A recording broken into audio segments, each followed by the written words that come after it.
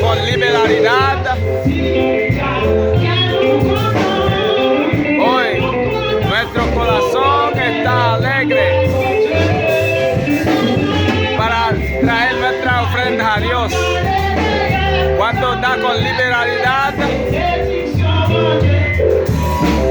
la bendición de Dios cae sobre nosotros.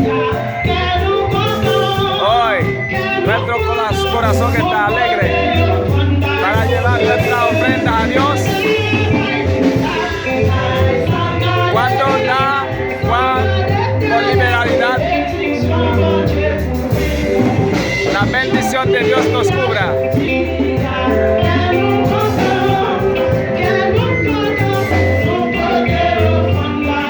La agrupación Mujeres Prudentes de Asamblea de Iglesia Cristiana de Trudunó, Haití, cantando en reconocimiento de lo que ha hecho Dios en estos 13 años de victoria.